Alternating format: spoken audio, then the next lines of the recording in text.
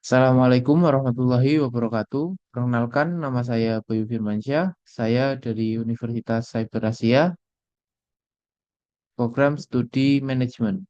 Pada kesempatan kali ini, saya akan mempresentasikan tugas ujian akhir semester mata kuliah Ekonomi Makro yang berjudul Analisis Makro Kondisi Ekonomi Indonesia periode April 2021.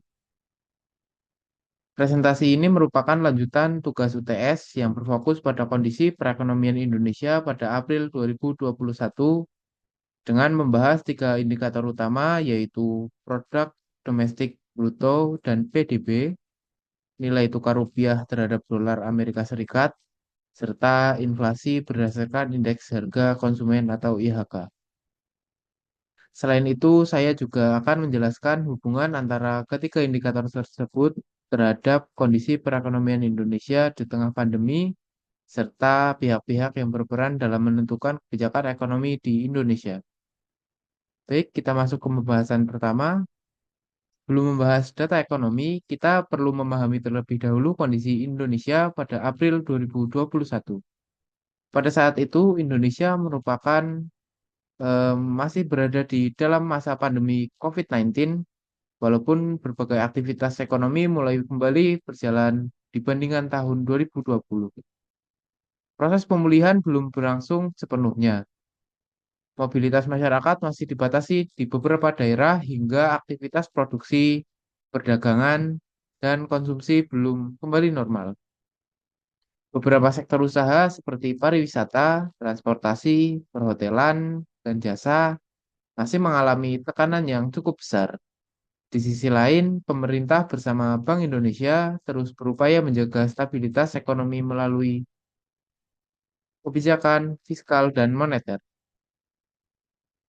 Melalui presentasi ini, saya akan menganalisis bagaimana kondisi PDB, nilai tukar rupiah, dan inflasi IHK pada tahun 2021, serta hubungan ketiga indikator tersebut terhadap kondisi Indonesia di tengah pandemi.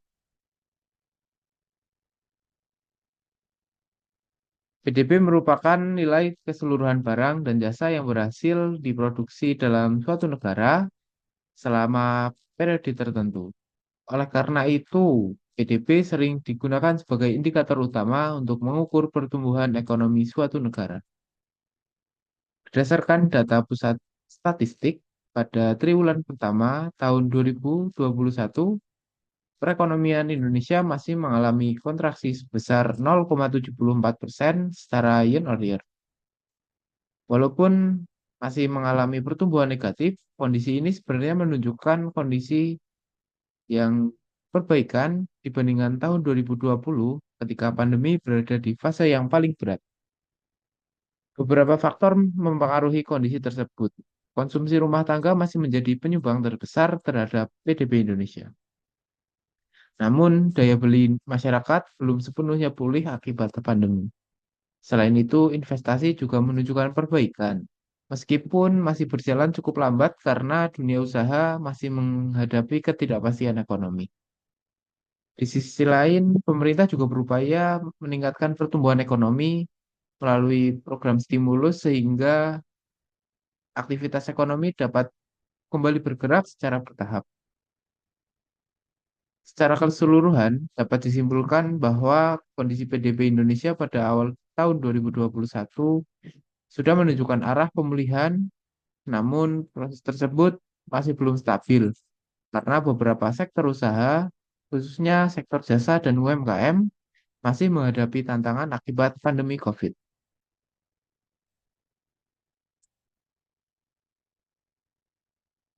Selanjutnya, saya akan membahas mengenai nilai tukar rupiah atau kurs. Kurs merupakan suatu mata uang terhadap mata uang negara lain. Dalam konteks Indonesia, kurs biasanya dibandingkan dengan dolar Amerika Serikat karena sebagian besar transaksi perdagangan internasional menggunakan mata uang tersebut. Pada periode April 2021, nilai tukar rupiah berada di dalam kondisi yang relatif stabil. Namun demikian, pergerakannya masih dipengaruhi oleh beberapa faktor eksternal maupun domestik seperti arus modal asing, perkembangan ekonomi, harga komoditas, serta kebijakan moneter Amerika Serikat. Perubahan nilai tukar rupiah yang mempengaruhi cukup besar terhadap perekonomian Indonesia ketika rupiah melemah terhadap dolar Amerika Serikat, harga barang impor menjadi lebih mahal. Kondisi ini dapat meningkatkan biaya produksi bagi perusahaan yang menggunakan bahan baku impor, sehingga mendorong kenaikan harga barang atau inflasi. Sebaliknya, apabila rupiah menguat, biaya impor menjadi jauh lebih murah, sehingga tekanan inflasi dapat berkurang. Namun, penguatan rupiah juga dapat mengurangi daya saing dari produk ekspor Indonesia karena harga produk Indonesia menjadi relatif lebih mahal di pasar internasional. Dalam periode April 2021, Bank Indonesia terus menjaga stabilitas nilai tukar melalui kebijakan moneter seperti menjaga suku bunga tetap akomodatif dan melakukan stabilisasi di pasar valuta asing. Upaya ini bertujuan untuk menjaga kepercayaan investor sekaligus mendukung proses pemulihan ekonomi nasional. Dari pembahasan ini, kita dapat pahami bahwa stabilitas nilai tukar itu sangat penting karena berpengaruh terhadap kegiatan perdagangan, investasi, inflasi, dan pada akhirnya juga mempengaruhi pertumbuhan ekonomi Indonesia. Lalu selanjutnya, saya akan menjelaskan tentang inflasi berdasarkan Indeks Harga Konsumen atau IHK. Inflasi merupakan kenaikan harga barang dan jasa secara umum dalam suatu periode tertentu. Salah satu indikatornya adalah yang menggambarkan perubahan rata-rata harga barang dan jasa yang dikonsumsi oleh masyarakat. Berdasarkan data yang terdapat pada slide ini, tercatat ada 1,87% secara year on year. Angka ini sedikit lebih tinggi dibandingkan tahun 2020 yang sebesar 1,68%. Tetapi masih beberapa berada di bawah target Bank Indonesia yaitu sekitar 3% dengan toleransi plus minus sekitar 1%. Inflasi yang relatif rendah tersebut menunjukkan bahwa kondisi harga barang masih cukup terkendali. Hal ini dipengaruhi oleh peminatan masyarakat yang belum sepenuhnya pulih akibat pandemi, ketersediaan pasokan yang cukup baik, serta koordinasi antara pemerintah dan Bank Indonesia yang menjaga stabilitas barang.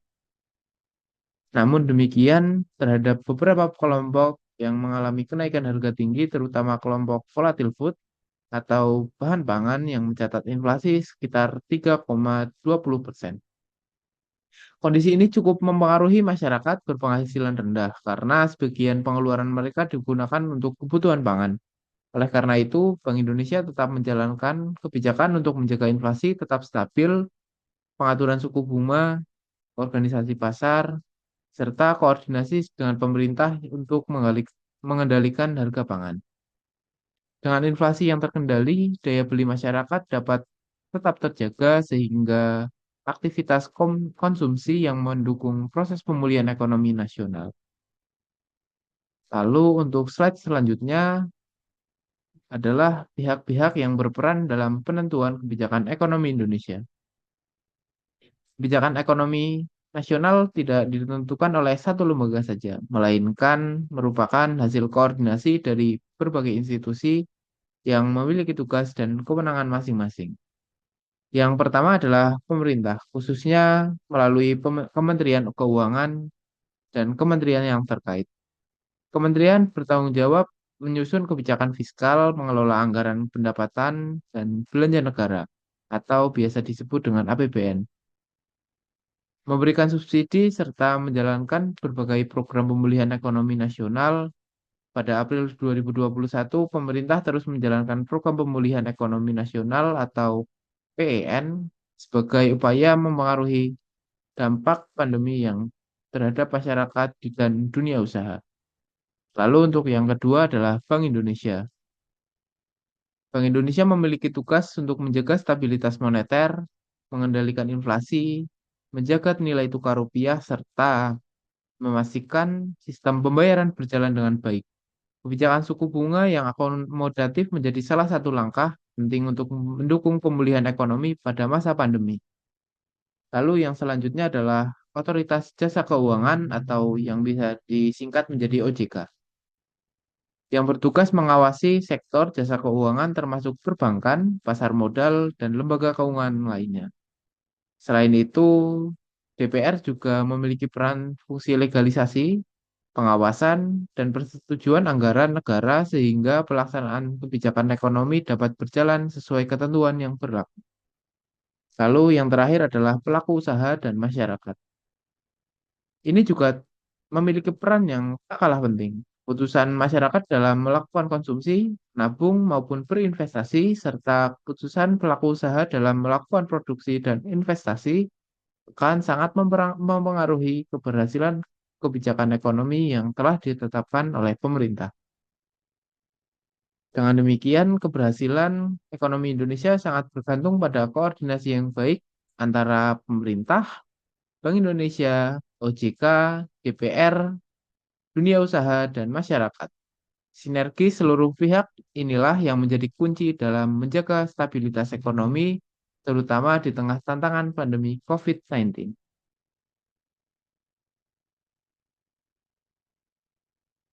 Lalu untuk selanjutnya adalah nilai tukar rupiah, inflasi, dan produk domestik bruto atau biasa disebut PDB.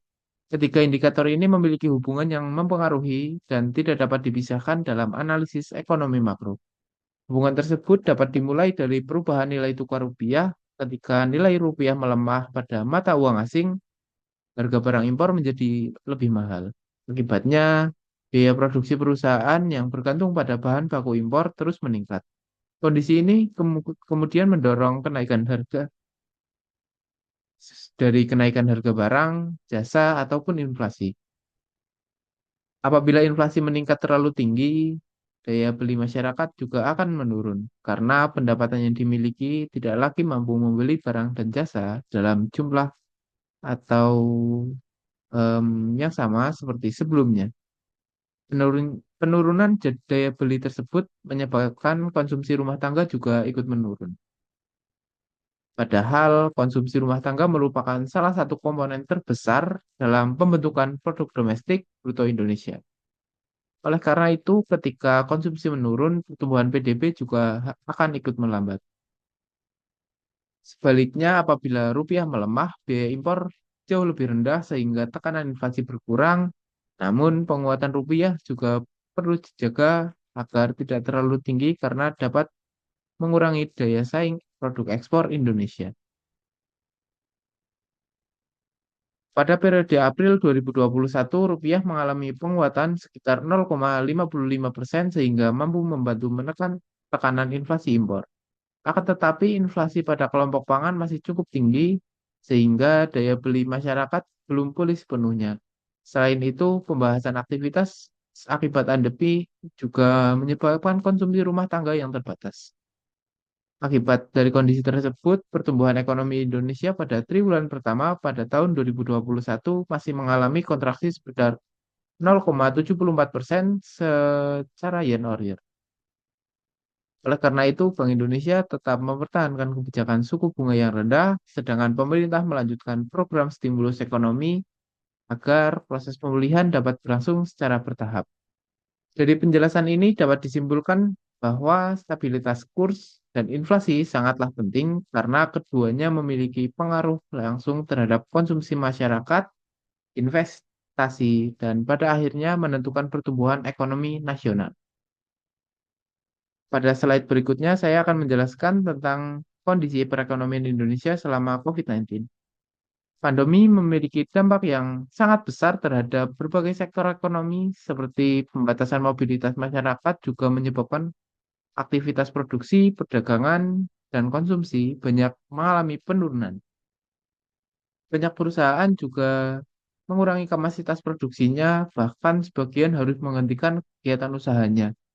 Selain itu, gangguan rantai pasok menyebabkan produksi atau distribusi barang menjadi tidak lancar, sehingga mempengaruhi ketersediaan terhadap komoditas dan melakukan fluktuasi harga, khususnya pada sektor pangan. Untuk Mengatasi hal tersebut, pemerintah menerapkan berbagai kebijakan pemulihan ekonomi. Salah satunya melalui Program Pemulihan Ekonomi Nasional atau PEN yang meliputi bantuan nasional kepada masyarakat, insentif perpajakan, dukungan pembiayaan bagi UMKM, serta berbagai program untuk menjaga keberlangsungan dunia usaha. Meskipun pada tahun 2021 kondisi ekonomi mulai ada arah pemulihan, proses tersebut juga masih berlangsung pada secara bertahap dan tetap menghadapi berbagai tantangan baik dari negeri maupun kondisi ekonomi global. Lalu untuk pembahasan yang sampai saya sampaikan terhadap tersebut, yaitu kesimpulannya, pertama, kebijakan fiskal pemerintah dan kebijakan moneter Indonesia terbukti mampu mengurangi dampak negatif pandemi pada perekonomian Indonesia. Program bantuan nasional, stimulus ekonomi, serta kebijakan suku bunga rendah sebagai faktor penting dalam menjaga stabilitas ekonomi Indonesia. Namun demikian, menurut saya efektivitas kebijakan tersebut tidak hanya bergantung pada besarnya stimulus yang diberikan, tetapi juga dipengaruhi oleh keberhasilan pemulihan aktivitas ekonomi, percepatan vaksinasi, serta kemampuan pemerintah menjaga keberlangsungan fiskal dalam jangka panjang. Lalu yang kedua, hubungan antara nilai tukar rupiah, inflasi, dan PDB juga sangatlah erat. Penguatan rupiah pada tahun 2021, khususnya pada bulan April, membantu mengurangi tekanan inflasi pada impor. Akan tetapi inflasi pada kelompok pangan masih cukup tinggi sehingga daya beli masyarakat belum sepenuhnya pulih. Akibatnya, konsumsi masyarakat termasuk konsumsi rumah tangga yang merupakan komponen utama PDB masih relatif lemah sehingga pertumbuhan ekonomi Indonesia pada triwulan pertama tahun 2021 masih mengalami kontraksi. Lalu yang ketiga, untuk menjawab pertanyaan UAS, dapat disimpulkan bahwa penentuan kebijakan ekonomi di Indonesia melibatkan berbagai pihak, yaitu pemerintah, pemerintah, Bank Indonesia, OJK, DPR, serta pelaku usaha dan masyarakat. Hubungan yang baik antara seluruh pihak tersebut menjadi faktor utama untuk menjaga kestabilitasan ekonomi nasional. Secara keseluruhan, saya menilai bahwa kondisi perekonomian Indonesia pada tahun 2021 berada di dalam tahap pemulihan. Walaupun masih menghadapi berbagai tantangan akibat pandemi, koordinasi antara kebijakan fiskal dan moneter berhasil menjaga perekonomian Indonesia agar tidak mengalami penurunan yang lebih dalam.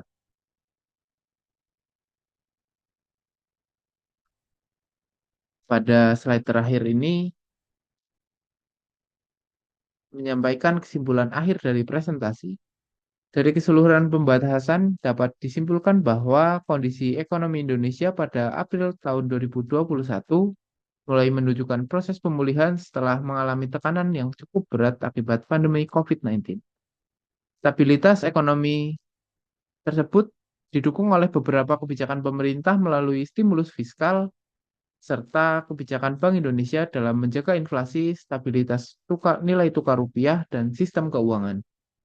Meskipun demikian, tantangan seperti rendahnya daya beli masyarakat, inflasi pada kelompok pangan, serta ketidakpastian ekonomi global tetap menjadi perhatian dalam proses pemulihan ekonomi.